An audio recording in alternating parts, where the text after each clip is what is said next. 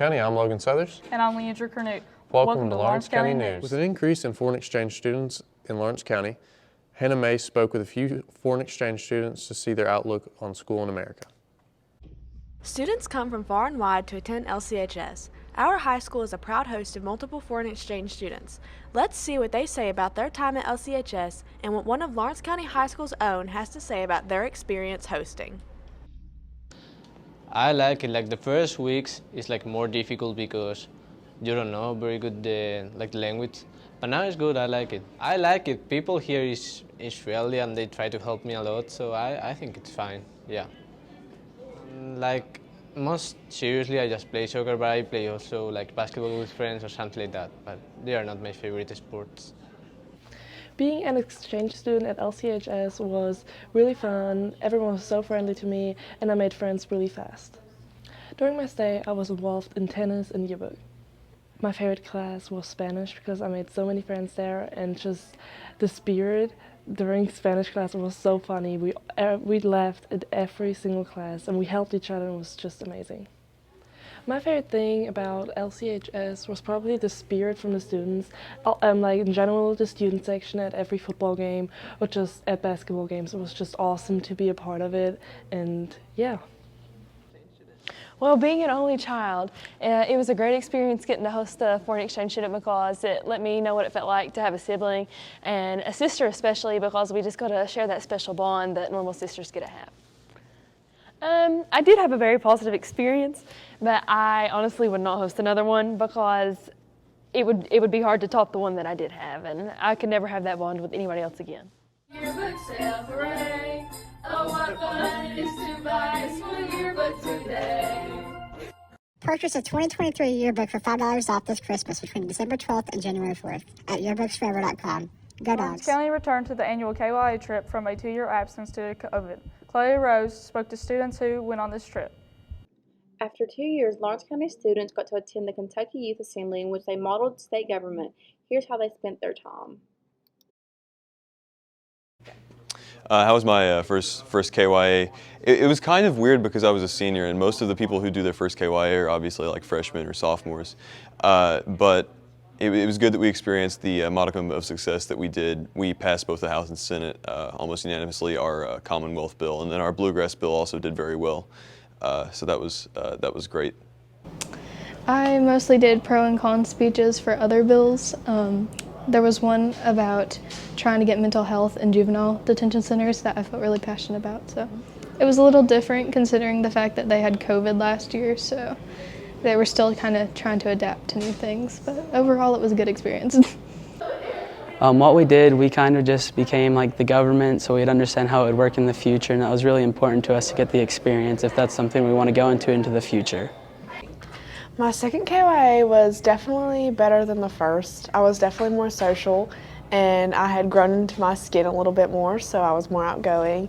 And while I was there, I was on the media team, so I got to work on the magazine and go behind the scenes and see KYA from a different perspective this time, which was fun. Overall, KYA was a great experience for everyone that got to attend. I can't wait to go back next year. LCHS Drama Club hosted a Christmas play. Luke Wellman covers this story. Well, this is a theater class and we have 2 sections, and I think there's nothing like a live performance. So enabling the students to be able to come and share the theater with the younger kids in all the schools was just something that I was really excited to try to do. And also the fact that it was Christmas time, I thought that it would be a good time, and also students love Christmas characters and Christmas stories. Well, we've been rehearsing pretty much since October, and we use our class periods to rehearse every day, and some days we would work on our lines, other days we'd work on our blocking, and then some days we had tech rehearsal working with like props and stuff like that. I really don't have a favorite. I like every scene. My favorite part is just when the students really get into the role, really talk loud and embody the characters. I think both my Buddy Elves did a great job, both my Santas did a great job. I'm proud of my Winter Warlocks and my Frosty, and overall I just thought it was a great performance. My part in the play is Mrs. Claus. My favorite part about the play would probably have to be the Rudolph scene. What I've done to prepare for the play would probably be when I go home, I study my script, and then we also practice every day in 7th period. My role in the play was Karen in the Frosty scene. I prepared for my spot by going over my lines a lot and I watched the movie again. My favorite part of the play was probably when Santa came out and seeing all the little kids get really excited. With flu season around the corner, Natalie Kids checks up with various people on the effects it has on the school system. While COVID cases are on the decline, the exact opposite is happening with the flu. Many LC students have missed school due to a historic number of illnesses. When I spoke with school nurse Michelle Keeler, she said that even students who have gotten the flu vaccine have been infected. I also spoke with Superintendent Dr. Fletcher and Senior English Instructor Scott Osborne regarding how the flu this season has affected both the district and the classroom.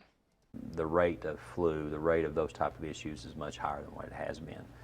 So for our district, if you just look at attendance, we've been as high as 93.5, and we're down to 90.5 for this year. Since I've been superintendent, we haven't had this type of attendance over a prolonged period of time with anything from flu.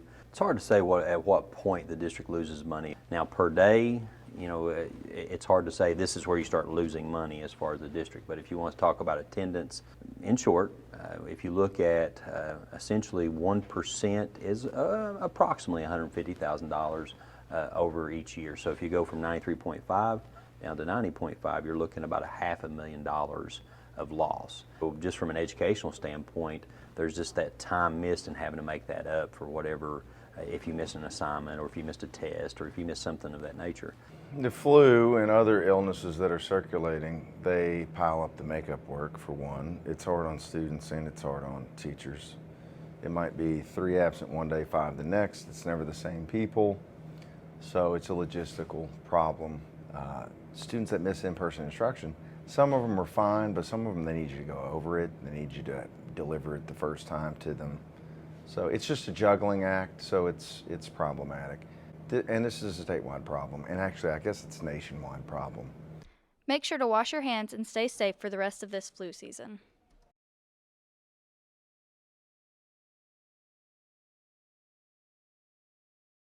LCHS guidance counselors have begun hosting senior meetings. I met with both counselors and students to discuss the significance of the meetings.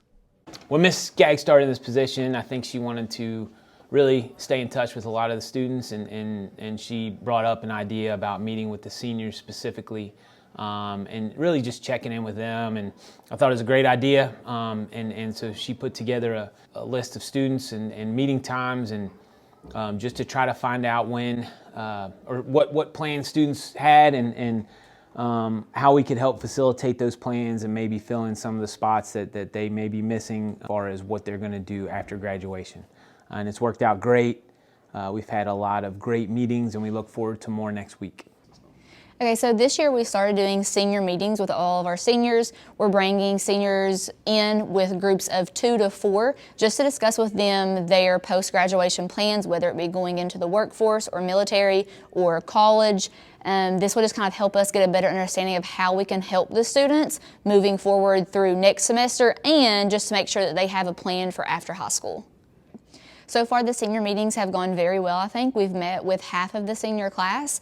All of the students have a pretty good idea of what they are at least interested in. We've been able to look up some different colleges, some different careers with students, and actually sit down and have that one-on-one time with them. Well, the class meetings have, kind of prepped certain students to know what all they have to finish before they graduate, whether it's applying for colleges or getting scholarships done or filling out their FAFSA. For me, it wasn't really helpful just because I've got everything figured out, and I've already had, I know what I'm going to be doing in the next year. So the class meetings, they're pretty beneficial for getting a straight line of what I want to do with my life. I mean, I already knew what kind of college I wanted to go to already, but just being able to list the other different options I had on top of the other majors that I could pursue just really helps me when thinking about moving forward. They made us write down all the colleges that we'd applied for or thinking about applying to, what other majors we would want to pursue, and just kind of tried to help us and see okay, if you want to do this, then maybe you should try to do this when you go here. The average American drives 1,500 miles in 3 months. Lawrence County school buses drive close to 2,500 miles a day. Kylie Jo Muncie takes the wheel on this story. I talked to some staff at LCHS about the shortage of bus drivers. I'm on the bus for an hour in the morning and the evening. I wake up at 6 o'clock to get on the bus. I drive about 95 miles a day. So my route is out Clifford towards Inez Way. It's at the Lawrence County, Martin County line. What made me want to start driving a bus? We take a lot of FFA field trips as far as competition. And so one of my first years here, we had problems getting a driver for one of our trips. It makes it hard on the bus garage to get those drivers available, plus get back to get their routes in order to be able to, for my students to be able to go where they needed to go. Then that was the best fit for that problem that we had. So I really enjoy driving buses because the student interaction that you have on the bus is a lot different than that in the classroom, because in the classroom you're given a lot of information and stuff for students to have to learn. Where on the bus you can make those one-on-one connections. I ride the bus in the mornings and the evenings. I have to wake up at 4 o'clock in the morning to ride the bus. I'm on the bus for an hour. It usually starts around 5 a.m., sometimes 4:30, depends on what's going on. My main duty during the day is to make sure all our bus routes are filled. We get the kids to and from school safely. Got a really good secretary, a really good mechanic, cab mechanic. They help me with a lot of these duties, but it's challenging sometimes. Diesel fuel right now, as everybody knows, is about $5 a gallon. Buses average 5 to 6 miles per gallon a day, so we go through a lot of diesel fuel. Buses right now, cost of a bus went up $30,000 in 1 year. We ordered a 84 passenger, which is the biggest bus you can get right now, and it cost $168,990. This year I've drove almost every day. We're that short on bus drivers. Right now I'm just a sub, so it just changes, but it's not terrible.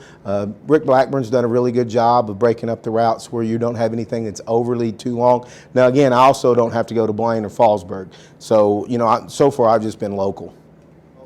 Driving a bus to a game is okay, but in the last couple of months I've also been a sub driver on routes. That's a little bit different. It involves a whole lot more technique and a whole lot more accuracy in driving, and it's a lot tougher when you're driving kids home every night. What made me start driving a bus was when I was coaching, we had a shortage of bus drivers, and you were kind of just at their mercy as to when you could leave. And I didn't want to, there was times I knew we would have to leave early, and so it's been about 12 years ago, me and a couple of us other coaches decided to get our CDLs to help drive when we were going on away games.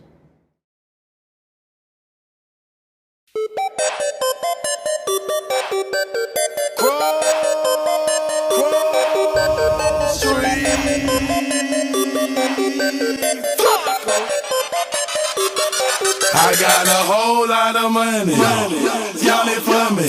Bottle keep popping that water bag, jacket. It's a party, it's a party, it's a party. It's a party, it's a party, it's a party. My partner on the, my hood up on the drum.